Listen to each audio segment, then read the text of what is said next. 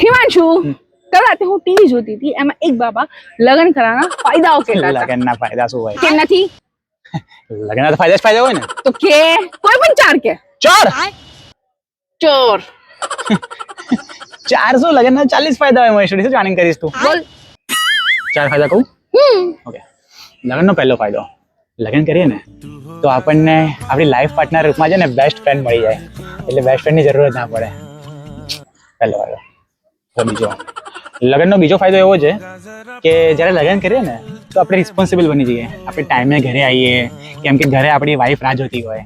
બીજો ફાયદો છે. ત્રીજો એમાં લગ્ન કરીએ ને તો માણસના જીવનમાં સ્થિરતા આવી જાય, કામનેસ આવી જાય, અને વ્યક્તિ શાંત થઈ જાય.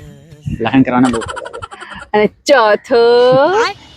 ચોથા ફાયદામાં શું છે કે લગ્ન કર્યા પછી છે ને આમ એક સ્થિરતા તો હોય, પણ વૃદ્ધાવસ્થામાં એક સાથી પણ હોય. એટલે આપણે ઘરડા થઈએ ને તો આપણને ખબર હોય કે આપણી જોડે એક લાઈફ પાર્ટનર છે જે આપણને સપોર્ટ આપશે. અને શું 4 ફાયદા પછી ગયા?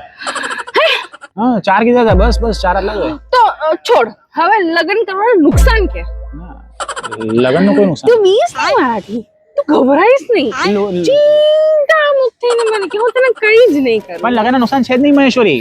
કે જો આમ તો મારી લાઈફમાં લગ્નનું કોઈ નુકસાન તો છે નહીં, પણ લગ્ન કરીએ ને તો મેં તને કીધું ને કે લગ્ન કરવા માટે આપણને બેસ્ટ ફ્રેન્ડ મળી જાય, એટલે આપણને બેસ્ટ ફ્રેન્ડની જરૂર ના રહે. એકચ્યુઅલી શું હોય કે આપણા બેસ્ટ ફ્રેન્ડને રહેવા જ ના દે, એટલે એ જ આપણી બેસ્ટ ફ્રેન્ડ. એટલે એવું મારા માટે નહીં, મારા ફ્રેન્ડ્સ લોકોને એવું થાય છે, માને તો તું બેસ્ટ ફ્રેન્ડ રહેવા દે છે. બીજો ઓકે. તો બીજામાં શું હોય કે લગ્ન કર્યા પછી આપણને ઘરે જલ્દી જવાની ઈચ્છા થાય, વાત સાચી છે. પણ જો ઘરે ટાઈમે ના પહોંચે ને તો કોન્સ્ટન્ટ ફોન આવે.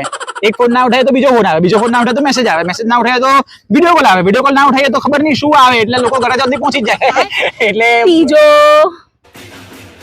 ત્રીજો એટલે લગ્ન કરીએ ને તો જીવનમાં કામનેસ આવે, ઠહેરતા આવે.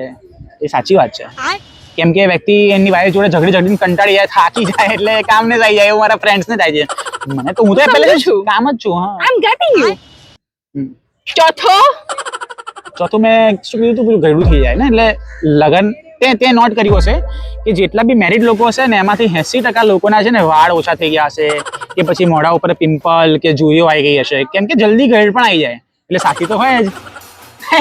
મારા ફ્રેન્ડ્સ લોકો ના, મારે ક્યાં ચાલ, મારે તો એમને ના આવે છે, નેચરલી વાળ જાય છે મારા. હું સમજુ છું, હું બધું જ સમજુ છું. ક્યાં ન તું મને આ બધું જ સંભળાઈ દીધું છે. હવે તું જા. એટલે બાબા કોણ હતો એનો નંબર તો આપી જા.